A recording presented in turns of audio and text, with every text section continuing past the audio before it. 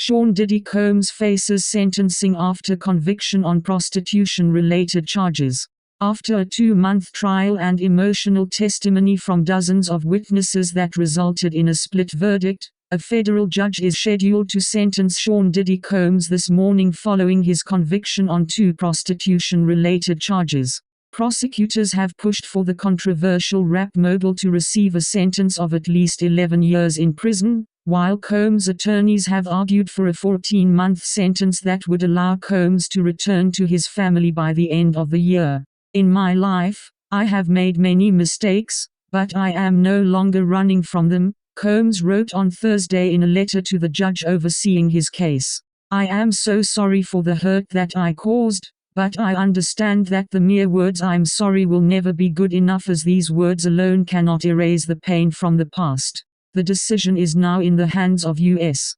District Judge Aaron Subramanian, who has overseen Combs' case since he was arrested over a year ago. After hearing 6 weeks of testimony from 34 prosecution witnesses, a jury in July acquitted Combs of the most serious charges he faced, racketeering, conspiracy and sex trafficking, but found him guilty on 2 counts of transportation to engage in prostitution. Escaping charges that could have sent him away for the rest of his life, Combs immediately celebrated the split verdict when it was delivered in July, with Combs mouthing "thank you" to each juror and turning to his family to say, "I'm coming home, baby. I'm coming home." But the celebration proved premature later that day when Judge Subramanian denied Combs' request to be released to his family, instead returning him to a federal detention center in Brooklyn, where he has spent the last year of his life. On Friday, Combs' lawyers will have another try at convincing the judge to release Combs, while prosecutors argue that Combs' history of violence and alleged disrespect for the law justify a lengthy prison sentence. How do prosecutors justify an 11-year sentence?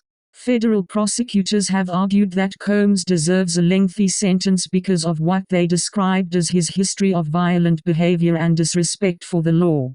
They said that the punishment should reflect the decades of unchecked violence committed by Combs and decades of psychological, emotional and physical damage he has inflicted. While Combs was acquitted of the more serious charges of sex trafficking and racketeering conspiracy, prosecutors argue that Combs is unrepentant for the crimes he was convicted of and left his victims in fear.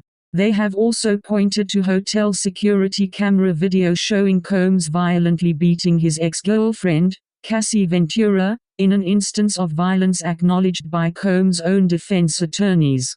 Incredibly, while the defendant conceded his acts of violence and abuse throughout trial, he now argues that his victims should shoulder the blame, prosecutors wrote. Prosecutors submitted 6 letters from victims and witnesses who urged Judge Subramanian to keep Combs in prison. 2 of Combs' victims, Ventura and a former assistant who alleged Combs sexually assaulted her, 3 former employees, and Ventura's parents each wrote letters. "I hope that your decision considers the truths at hand that the jury failed to see," Ventura wrote. "My worries that Sean Combs or his associates will come after me and my family is my reality." How do defense lawyers justify a 14-month sentence? Combs' lawyers argue that the rap mogul is a changed man who deserves no more than 14 months in prison. With Combs already serving 12 months in jail before and after his trial, the sentence would allow him to go home by the end of the year. He has served over a year in one of the most notorious jails in America, yet has made the most of that punishment. It is time for Mr. Combs to go home to his family, so he can continue his treatment and try to make the most of the next chapter of his extraordinary life, his lawyers wrote. His attorneys stressed to the judge that Combs was acquitted of the more serious charges, including allegations he coerced women into sex, and emphasized his character, calling him an extraordinary person who has made monumental professional and personal contributions throughout his 55 years. If fairness, justice, and the U.S. Constitution mean anything, the jury's verdict should be respected. Mr. Combs should be sentenced for what he was convicted of, transporting consenting adults interstate to have sex, and nothing more, his lawyers argued. Defense lawyers also sought to bolster their argument by submitting more than 75 letters of support from Combs' family, former employees, friends and nearly a dozen inmates who have taken his business management class in prison. Please let my father out of prison. He does not deserve to be there and has already been in jail for a year. Combs' 27-year-old son, Christian, wrote a letter to the court.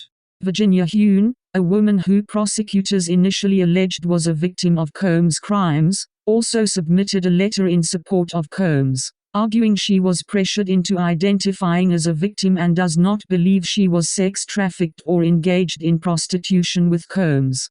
I kindly ask that you consider releasing him back to his family, she wrote.